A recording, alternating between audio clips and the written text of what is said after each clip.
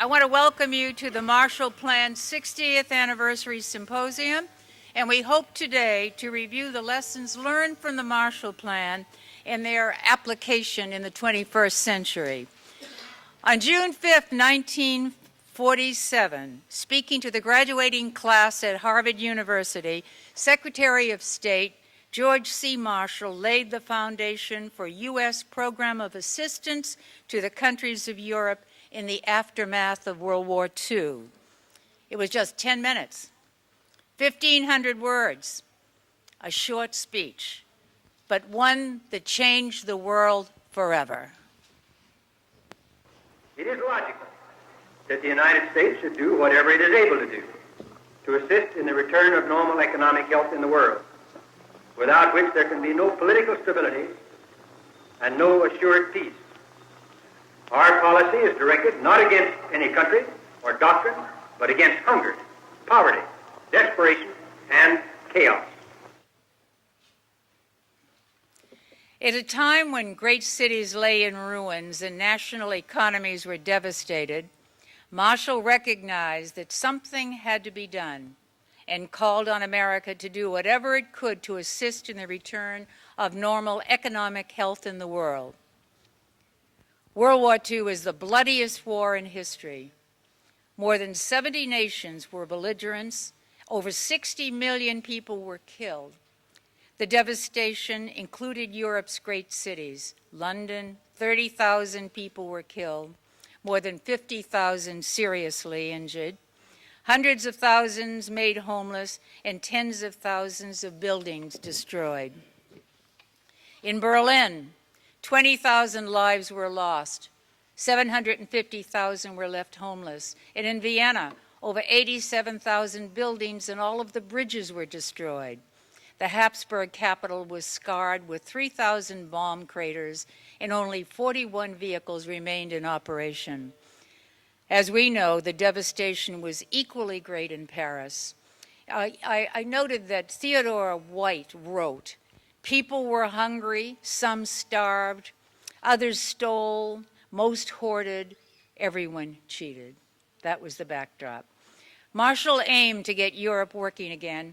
He instructed the State Department's policy planning staff and other agencies to report on Europe's needs for economic assistance. At the same time, he urged Europeans to take the initiative and assume the responsibility of drafting a program of economic recovery. The willingness to help was there, but Marshall wanted the program to be based upon such principles as self-help, resource sharing, and German reintegration.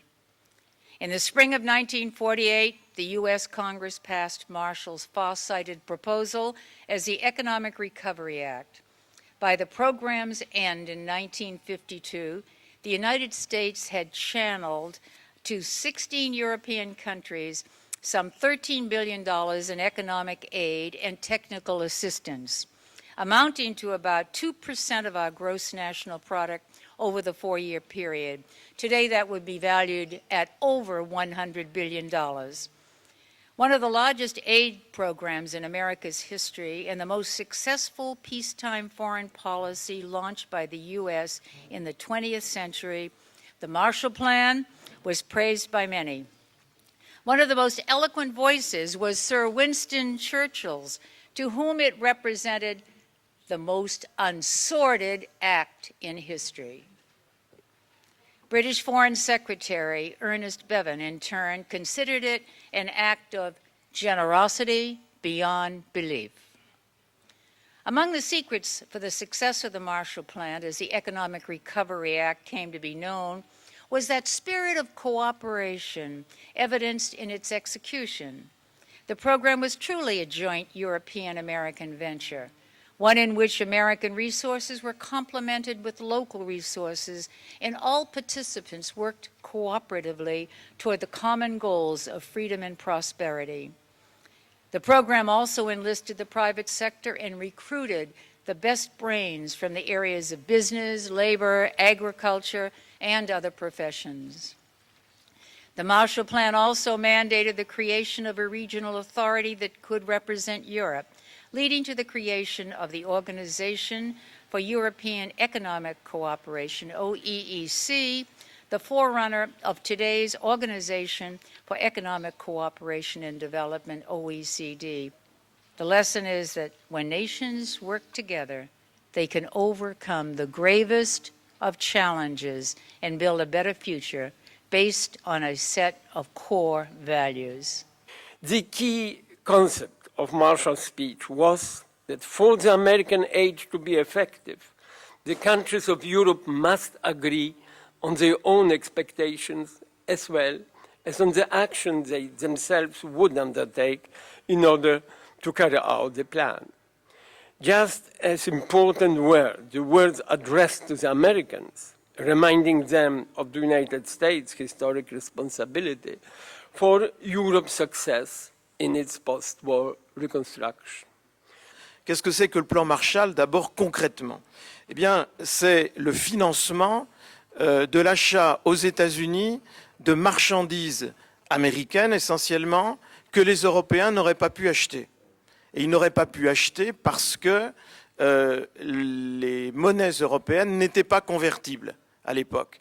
Et donc l'aide américaine, c'est d'abord une aide en quelque sorte à l'achat de marchandises américaines dans des conditions telles que on peut les obtenir, mais on n'est pas dans les conditions ordinaires à l'époque. Les monnaies, encore une fois, ne sont pas convertibles.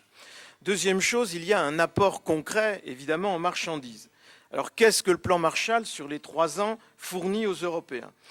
Il fournit tout d'abord de la nourriture et des engrais. Ouais, c'est modeste, mais de la nourriture et des engrais. Il fournit aussi des matières premières ou des produits semi-finis. Il fournit aussi du coton, par exemple. Important, le coton, c'est un poste important. Alors, il est vrai que les farmers américains ont dû beaucoup insister pour vendre leur coton aux Européens, ça c'est une évidence, mais c'est un fait. Il y a du tabac aussi. Est-ce que les Français, les Européens avaient besoin de tabac? Je pense que les médecins ne diront pas la même chose maintenant. The Marshall Plan gave an enormous boost to the Europeans because they, unlike in 1919, 1920, did not feel that they were left to their own devices again to reconstruct Europe, but they had actually the Atlantic partner who had the economic wherewithal to produce the reconstruction. The Marshall Plan in practice rejected a one-size-fits-all approach to reconstruction and recovery programs. Flexibility was a key distinguishing feature of the plan as it was implemented. Marshall planners constructed a framework, a process, if you will, within which those nations committed to a new Europe could debate those willing to be rebuilt or reformed. The critical hinge was always a recipient's readiness to change. The world economy is not a zero-sum game, and win-win solutions can be found if one has a will to go off the beaten path. Now, the lesson is increasingly important for companies like ours, because we are active in emerging, still very poor economies.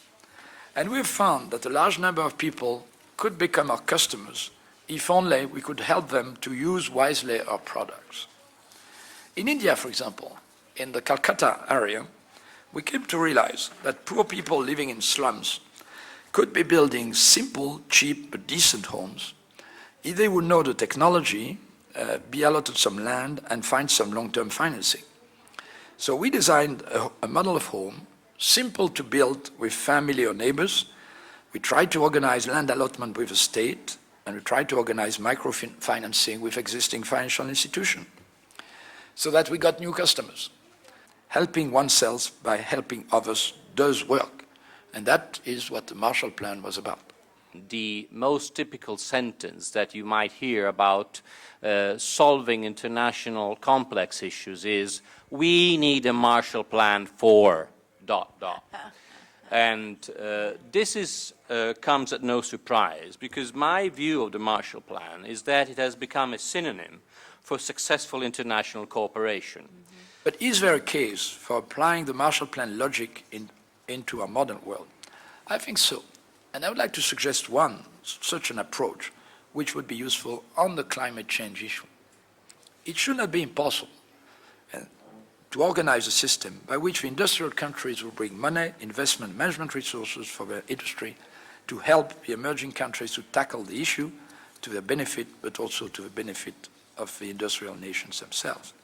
The Marshall Plan was so successful that people now use it in all different languages. We should have a Marshall Plan for this. We should have a Marshall Plan for that. Sometimes even French presidents talk in that fashion. And I think that tells you that when there's a crisis in the world, we all know that we have to summon a collective international effort to confront it. And in our time, as we look at the crisis in Darfur, it seems to me that now the French and American leadership are saying that we need a collective, monumental effort to save the people of Darfur. And if there is an international crisis over the future of global climate change, our president said the other day that we ought to make an international effort to try to provide something stronger and more durable and more effective than Kyoto as Kyoto wanes, that would include India and China. And as we think about the great humanitarian crisis in sub-Saharan Africa, the pandemic of HIV/AIDS and of malaria, in some countries affecting 1 in 4 people, we clearly have an imperative to marshal the kind of effort that the United States and Europe did together at the close of the Second World War to win the peace in the 4 or 5 years after that war. And I think as we look ahead to our own responsibilities, Marshall's an inspiration. And the kind of cooperation between Europe and America that existed then is what we need to have to go forward now.